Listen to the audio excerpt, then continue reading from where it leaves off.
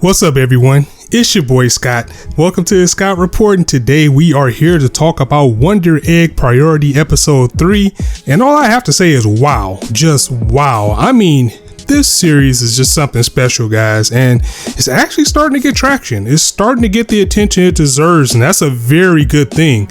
We're 3 episodes in, this series has just knocked it out the park so far, and I really can just sit here and gush about this series easily for 5-10 minutes, but the show must go on, so we gotta talk about something else besides how good it is. So first, I feel like I didn't do this last time, and if I did, I'm just gonna go ahead and do it again because they deserve it. Major props and applaud to Cloverworks. I mean, I remember when we first got wind of this studio with Darling in the Franxx and Promised Neverland, and there was a little worry, it was a new studio and we just didn't know what to expect, and we get more comfortable with the studios that we know. We feel more at home when properties are taken over by studios that we know, and you kind of got a chance with a new studio. But Cloverworks, once I start to look into them and found out that Trigger staff was involved and things like that, my expectations went up and up. And I have no doubt that Cloverworks will be at the top really soon, if not already. They're climbing up they're just putting out hit after hit after hit. And just look at this animation, for example. Look at the animation that we have here in this series. This is like KyoAni level animation, and they're the creme de la creme besides Ufotable when it comes to animation. Week after week after week, we're just seeing beauty being spun with Wonder Egg Priority. That's probably one of the biggest things about it, is just how good it looks every week.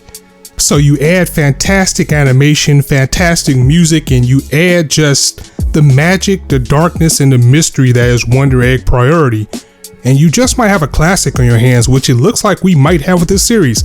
Still too early to determine, but these first 3 episodes were so strong that I wouldn't be surprised if this will be one that people will be talking about for years. I mean, plain and simple. I mean, just thanks to Cloverworks for bringing out something this well. But okay, that's enough gushing for now. Now on to the episode, which is probably the best outing yet.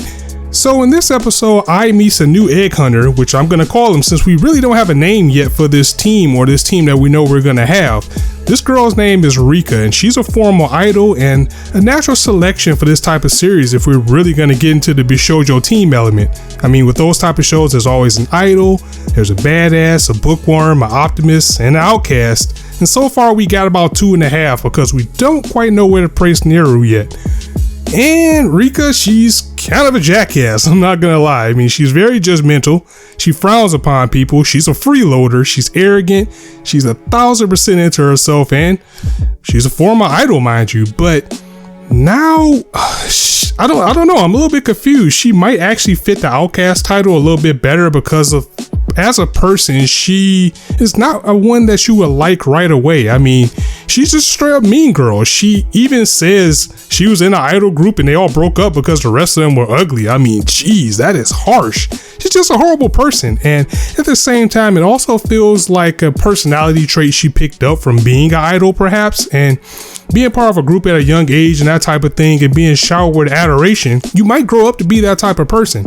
And she will remind you every time, my name is Rika Kawaii, like kawaii because I'm super cute. She makes sure she tells it to everyone. She's just so full of herself, and she could be a little bit annoying, but at the same time, it's a playful kind of way. And I can also see her being a fan favorite just off of this personality and her style alone, because she really does look cool. I like her design, I like her look and everything, and I can see a lot of people cosplaying her in the future. However, Neru, yeah, she isn't really that big fan of her. She isn't at all. Rika actually calls her a tsundere because she is totally unfazed by her idol accomplishments and how she goes about life. She has a little bit of caution. She's trying to guide Ai away from her. Neru just doesn't trust her because she sees right through her, and she knows Ai may be a little bit too naive to notice the type of monster that she could end up being. And when you look at Rika as a person and start to break her down, she isn't even that pure of a person. I mean, She wants to bring somebody back, but the person that she wants to bring back was a fan who used to shower her with money. And if that type of person is gone, I shudder to think how dark the relationship would have gotten, because that was definitely one-sided. She didn't even like this girl. She still, even in her statue form, calls the girl fat and ugly and refers to her as her wallet, even though the girl was doing everything to appease her before she lost her life after being dismissed by Rika. It's hard to believe that you can see redemption in this type of character, but that might also be the overall point of the show. I think it's slightly possible for Rika because there is a little bit of turmoil within her. She does feel some type of guilt, so that little thing is showing as well.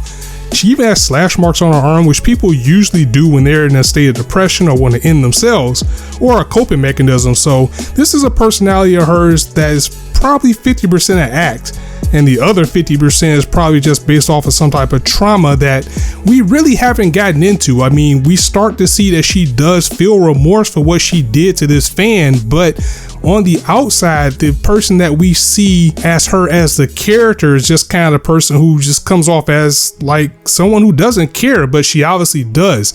And that type of thing might be bringing her down. Maybe when we get into her family, we'll see a little bit more about her too, to see why she's in this state that she's in. I'm pretty sure it's going to get dark and heavy real soon. We also get a little bit more about Ai's life in this episode as well, as I'm wondering what the deal is with her mom and Mr. Sawaki. We haven't really got into it yet, and we know that Ai isn't a fan of him. And from what we can see, he is her counselor. We're learning things little by little. We know that he is her counselor, and we will find that he has some type of connection with Ai's friend Koto's passing. We also know about Ai's father, who's either deceased or divorced, or that type of thing, and stuff like that can really have a big effect on the child in many different ways, especially when another guy comes into the picture, because I don't know, they may not be showing it directly, but I'm just kind of giving off that, you know, her mom probably really likes this guy and something's probably building there. And if he's responsible in some way, probably directly or maybe indirectly for Koito's passing, and Ai's blaming him from that, that's going to be a train wreck. That's going to be really messy.